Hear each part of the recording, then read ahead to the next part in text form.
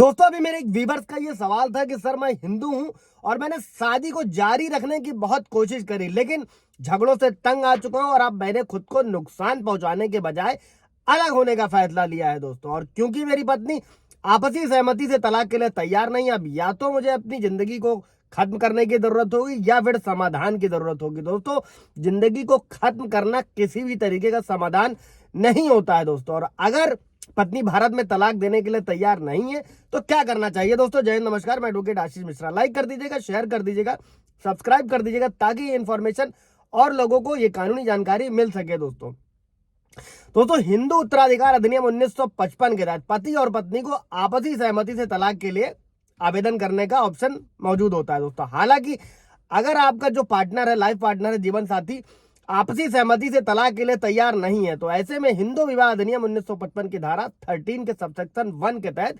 Cruelty के आधार पर तलाक की याचिका दायर करी जा सकती है दोस्तों। और हर वैवाहिक आचरण जो पति पत्नी को परेशान करता है, इस चीज को समझिएगा दोस्तों कि वो क्रूरता नहीं हो सकता। अभी दिल्ली हाईकोर्ट का भी एक जजमेंट था कि जिसमें सिर्फ और सिर्फ दहेज की मांग ना करना जो है वो क्रुएल्टी में नहीं लाया गया।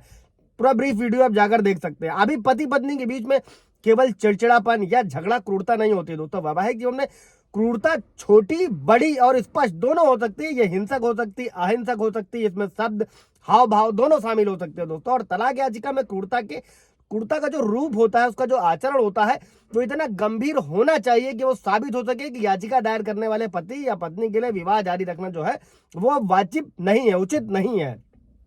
इसीलिए दोस्तों जो भी तलाक की याचिका होती है उसमें दायर करने के लिए सिर्फ शारीरिक क्रूरता का होना जरूरी नहीं है और मानसिक क्रूरता भी जो है इसका पर्याप्त आधार होता है दोस्तों। और मानसिक क्रूरता में जो दुर्व्यवहार किया जाता है, इस तरीके की भाषा का इस्तेमाल किया जाता है दोस्तों, वो सभी शामिल होता है जिसमें जो पति या पत्नी जो भी याचिका करता है उसको मानसिक परेशानी हो रही होती है। अभी समझते हैं दोस्तों कि धारा 13 के सबसेक्शन 1 के तहत तलाक के क्या क्या आधार है जिससे आप तलाक ले सकते हैं दोस्तों। अगर दोस्तों पति या पत्नी किसी भी प्रकार से अलग यौन संबंध में है जिसमें संभोग भी शामिल है दोस्तों, इस पर भी एक कोर्ट का जजमेंट था जिसमें सिर्फ अडल्ट्री में रहना, अभी रिसेंट का ही केस है जिसमें सिर्फ अडल्ट्री में रहना काफी नहीं है, साबित करना होगा कि पति पत्नी जो अडल्ट्री में रह रही है वो संभोग है कि नहीं है। बड़ा ही टिपिकल सवाल है। कोई सवाल जवाब होगा आप लोगों को कमेंट में पूछिएगा, क्लियर किया जाएगा। तो ये जो है ये तलाक के लिए ग्राउंड होगा दोस्तों।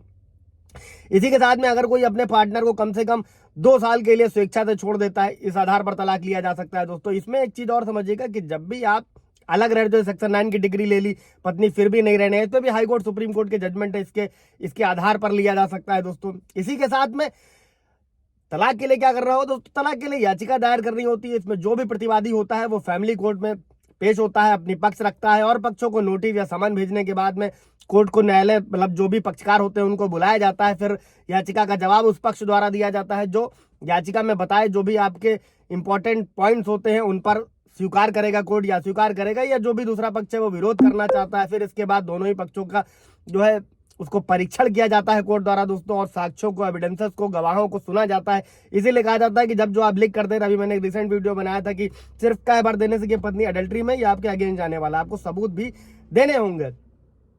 इसके बाद में क्या होता है दोस्तों, अंतरिम या फिर अस्थायी आदेश होता है जो कोर्ट द्वारा पारित किया जाता है। इसमें बच्चे की कस्टडी, मेंटेनेंस, रख रखाव, ये सारी चीजें होती हैं दोस्तों। फिर होता है अंतिम आदेश जो न्यायालय विभाग को समाप्त करता है, अंतिम आदेश सुनाता है।